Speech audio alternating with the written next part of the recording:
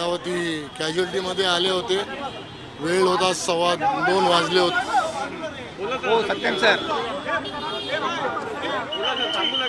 दुपारी 2:15 वाजता ते आले होते, 2:30 वाजता. त्यांचा हार्ट रेट वाढलेला होता, 115 होता.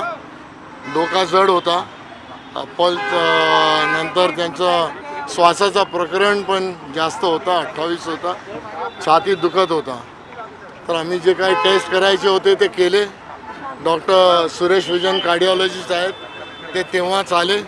त्यांनी त्यांना बघितलं आणि निर्णय घेतला की यांना ICUमध्ये मॉनिटरवरती हे करायला ॲडमिट करायला सांगितलं. आम्ही लगेच त्यांना ICUमध्ये घेऊन गेलो.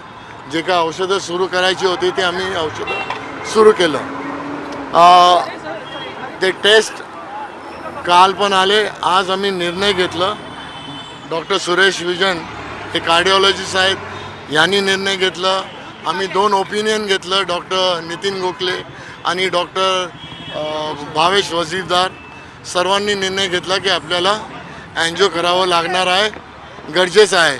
कारण आम्ही जे काल संध्याकाळी CT करोनरी अँजिओ घेतलं होतं त्यात कॅल्शियम स्कोअर एकदम जास्त होतं. जरा मला संपवून द्या. तर CT करोनरी अँजिओमध्ये जे रिपोर्ट आलं होतं त्याच्यानंतर निर्णय घेतलं गेलं की आता आपल्याला करोनरी अँजिओग्राफी करावी लागणार आहे. आणि आत्ता आम्ही करोनरी अँजिओग्राफी संपवलं आहे. डॉक्टर सुरेश विजन अँजिओग्राफीचा रिपोर्ट आणि जे काय आहे ते तुम्हाला समजवतील. नंतर पुढे बघू काय बोलायचं. डिस्चार्ज कधी मिळणार आहे? डिस्चार्ज पहिले हे आहे. अच्छा अच्छा ठीक आहे ठीक आहे.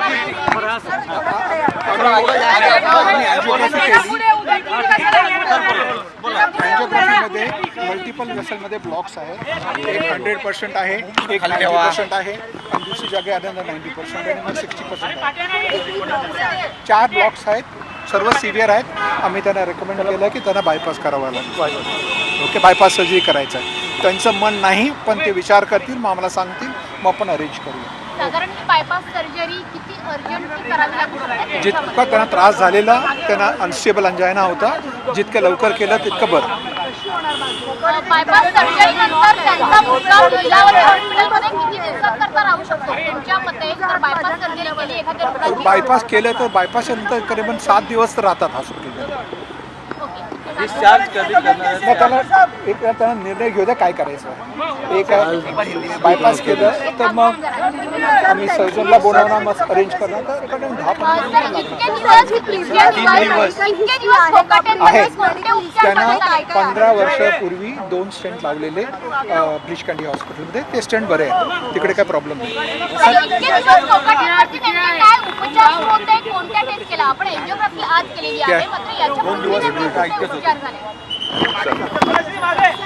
हे बघा, अँजिओग्राफी आता झालेली आहे. त्यांना 4 ब्लॉकेजेस आहेत. 4 ब्लॉकेजेस असल्यामुळे डॉक्टर सुरेश विजन कार्डिओलॉजिस्टने त्यांना रेकमेंडेशन जे करायचं असतं तर सर्वात पहिले आम्ही जे सर्वात चांगलं ऑप्शन असतं ते आम्ही देतो. त्यांनी पहिला ऑप्शन दिला आहे की यांनी बायपास सर्जरी केलं पाहिजे.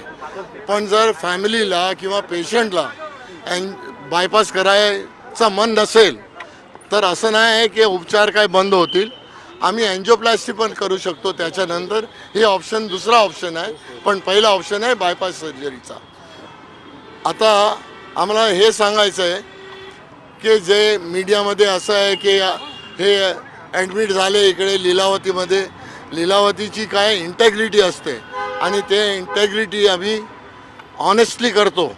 म्हणून आम्ही तुम्हाला याच्यासाठी आज आत्ता आलो आणि तुम्हाला बोलायला की तुम्हाला सर्वांना माहिती पडलं पाहिजे की आम्ही असंच पेशंट ॲडमिट करत नाही. त्यांना गरजेचं असतं म्हणून ॲडमिट करतो. आणि आता it is in the open की त्यांना बायपास सर्जरी लागणार आहे. जर त्यांना बायपास सर्जरी करायची मन नसला तर मग डॉक्टर सुरेश विजन अँजिओप्लास्टी करतील. ते पण जास्त करून ते 2 स्टेजमध्ये. So now I have spoken in Marathi, will speak in Hindi. आप जरा रुकेंगे? आप ही बात करेंगे, दूसरों को तो बात करने दो ना. बताइए। अच्छा, अभी जो भी पूछना है इनसे पूछो कार्डिया के बारे में। आप बैकग्राउंड दे दो, 2 दिन पहले आए थे, क्या हुआ है, कितना ब्लॉकेज है, क्या ऑप्शन दिए? 2 दिन से उनके ऊपर क्या ट्रीटमेंट हुआ? अच्छा, 2 दिन पहले लीलावती के कैजुअलिटी में आए, उनको सांस लग रही थी, उनका ब्लड प्रेशर काफ़ी हाई था, 220 110 ब्लड प्रेशर था, उनका हार्ट रेट 115 था, रेस्पिरेटरी रेट 28 था, ऑक्सीजन 98% था और उनको सीवियर हेडेक हो रहा था। तो हमने इमीडिएटली ईसीजी निकालना था, जो टेस्ट करने थे सब कर लिए। उसके बाद डॉक्टर सुरेश विजन ने आके उनको देखा, हम लोग ने निर्णय ले लिया कि ये एक्यूट कोरोनरी सिंड्रोम है और एक्सेलरेटेड हाइपरटेंशन है, जिसके वजह से हम लोगों ने उनको आईसीयू में शिफ्ट किया। आईसीयू में शिफ्ट होने के बाद डॉक्टर सुरेश विजन ने जो कुछ टेस्ट करवाने थे वो करवा लिए। उसके बाद जो दवाइयाँ देनी थी वो भी दवाइयाँ शुरू की। फिर उन्होंने कार्डियोलॉजिस्ट होने की वजह से उन्होंने जो टेस्ट करवाए वो डॉक्टर सुरेश विजन खुद बताएंगे आपको। जब वो आए थे उनके ब्लड टेस्ट किए थे, ट्रोपोनिन जो कार्डियक टेस्ट है वो स्लाइटली एलिवेटेड था, कार्डियोग्राम में थोड़े से चेंजेस थे, इसलिए हमने उनको आईसीयू में एडमिट करके उनको इंट्रावेनस ट्रीटमेंट चालू किया। फेस दिखना दो रहा थोड़ा, और उससे वो सेटल हो गए। फिर हमने पूरी एको किया जो कि नॉर्मल था, फिर बोला कि ये सब हुआ है, स्टेंट लगे हैं, तो एक सीटी एंजियो करके देखा है।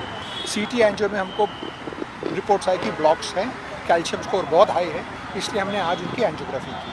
आज की एंजियोग्राफी में जैसे मैंने बताया 4 ब्लॉक्स हैं, उसमें से एक 100% है, 2 90% और एक 70%। इसलिए मेरी राय रही है उनको कि आप बाईपास कराइए। अब वो कराने में इतना इंटरेस्ट नहीं रखते, which is that's is choice. But मैंने कहा कि आप सोचिए, विचार करो फैमिली के साथ, फिर हमें बताइए क्या करना है, अकॉर्डिंगली फिर हम प्लान करके उनका बाईपास या एंजियोप्लास्टी जो करना है करेंगे। जो नासिक पुलिस यहाँ पर आई है, क्या उनसे भी आपसे बात कुछ हुई है सर? आप लोगों ने हाँ, अभी हम आपको उनको देंगे सब डिटेल, तो देन दे कैन टेक। आप लोग इतने उतावले थे कि हमको किसी से बात करने को दिया ही नहीं, तो हम पुलिस को दे देंगे इन्फॉर्मेशन। 4 बजे ये बुलेटिन आया, वहाँ पे आत्ताची बुलेटिन ही 2 वाजता बोला। देखो, आप अग्रेसिव होके ना सवाल नहीं पूछना, हम इधर से उठ के चले जाएंगे।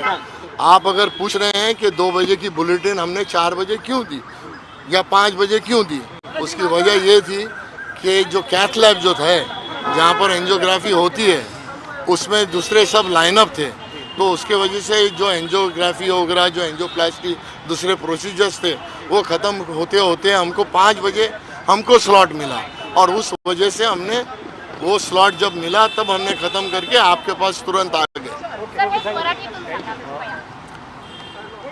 आपण जे विचारलंय की आम्ही 2 वाजता तुम्हाला हे बाईट का नाही दिलं, असं आहे की कॅथलॅबमध्ये दुसरे डॉक्टर्स असतात, दुसरे पेशंट असतात, तर सर्वांना स्लॉट दिलं जातं, तर ते स्लॉट जेव्हा संपलं तेव्हाच आमच्या पेशंटला आम्ही घेऊ शकलो।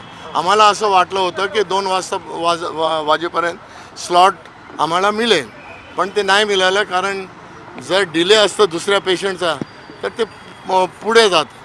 तर आम्हाला स्लॉट मिळाल्यानंतर आम्ही लगेच एंजियोग्राफी केली आणि एंजियोग्राफी संपल्यानंतर फक्त फॅमिलीशी बोललोय, खाली येऊन आम्ही लगेच तुम्हाला हे बाईट दिलं। काय चुकीचं केलंय का? नाही ना।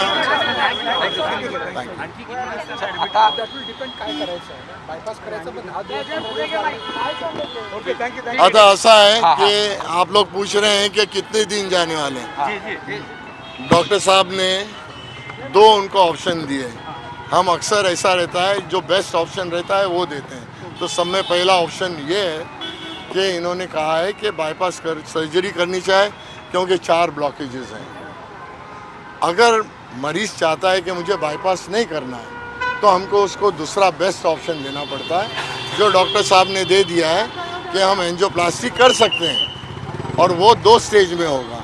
अब उनके ऊपर डिसीजन है कि वो कौन सी सर्जरी, क्योंकि हमको उनसे कंसेंट लेना पड़ता है ना, हम तो ज़बरदस्ती नहीं कर सकते। तो अगर उन्होंने कहा कि बाईपास सर्जरी करनी है तो बाईपास सर्जरी के लिए तैयारी होगी, बाईपास सर्जरी होगी। हो सकता है 3 महीने भी हॉस्पिटल में जाए, 3 हफ्ते भी जाए या 1 महीना भी जाए। या हो सकता है 10 दिन में घर चले जाएं, क्योंकि उनके दूसरे अगर बीमारियां रहते हैं तो पेशेंट कैसा रिकवर होता है उसके ऊपर होता है। सर मराठी अगर आप कहते हैं कि एंजियोप्लास्टी करनी है तो उसको कितने दिन जाएंगे, तो एंजियोप्लास्टी करने में भी 2 स्टेजेस में करनी पड़ती है, तो उसके लिए भी वक्त चला जाएगा। तो आप ये इजीली समझ लो कि 2 हफ्ते से 3 हफ्ते लग सकते हैं हॉस्पिटल में। नासिक पुलिस को भी सर सब कुछ जानकारी दिया गया है। हम अभी देंगे, क्योंकि आपने हमको वक्त ही नहीं दिया उनको जानकारी देने के लिए। विजुअल